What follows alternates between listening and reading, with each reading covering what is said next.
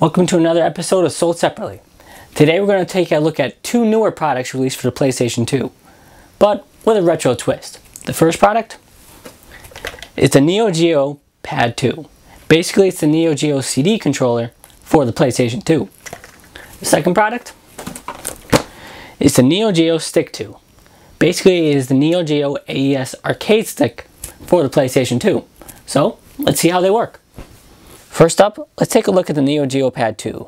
There's actually two ways to get this controller. It was only available in Japan, and you can buy it with its own original box by itself, or I actually imported the King of Fighters 94 remake of King of Fighters 94 for the PlayStation 2. The controller itself is pretty cool. All the buttons are mostly on the face, your L2 and R2 on the tops, and your thumbstick is actually a mechanical thumbstick. As you can hear, whenever you point a direction, it makes that click, which is kind of cool because you're hitting the right points and stuff like that. But it feels comfortable in your hand. So let's try out some Neo Geo games with it. Now the Neo Geo Pad 2 is a very light pad, but at the same time it feels very solid. The plastic doesn't feel cheap whatsoever. Not having a Neo Geo CD while I was growing up, it took me a while to get used to the concave thumbstick the pad has, but after a while, it becomes really comfortable. All the buttons are easily accessible, and the triggers feel great. It looks and feels authentic to its Neo Geo CD counterpart. The pad has become somewhat of a collector's item these days, and by itself, fetches anywhere up to $100 or so. The Neo Geo Stick 2 is another Japan exclusive. Some of them had different artwork and variations, what have you. They're all the same mold though.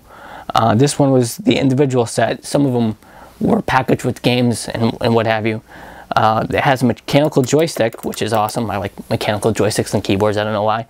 And the box art is pretty cool because it's, reminiscent of the Neo Geo box art that, went with the Neo Geo system back when it was, out.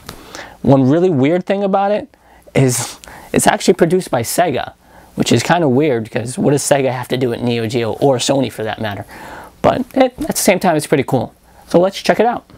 The Neo Geo Stick 2 is also fairly light for its size. This is my only dislike about the pad. To me, an arcade stick has to have some weight, especially if it's going to be sitting on your lap. It's not extremely light, but if it was a few pounds heavier, it would feel a little bit better. Even with that said though, I prefer the layout of this controller over the Neo Geo Pad 2. When growing up, I played the Neo Geo MVS arcade unit a lot, and the Neo Geo Stick 2 has the same button layout as the MVS arcade unit, as well as the AES stick that it was modeled from. The shoulder buttons are located outside these set of buttons, which is great because they don't interfere with the core buttons and you're not hitting them by accident. The stick on the unit feels great, and it's very smooth when trying to hit those special moves.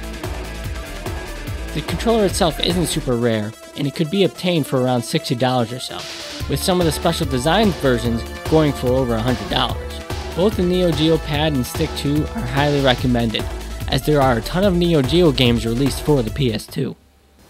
I really recommend both of these products. Both feel really authentic to their Neo Geo counterparts. If I had to choose between the two, I think I'd go with the Neo Geo Stick 2. It just feels like a better controller.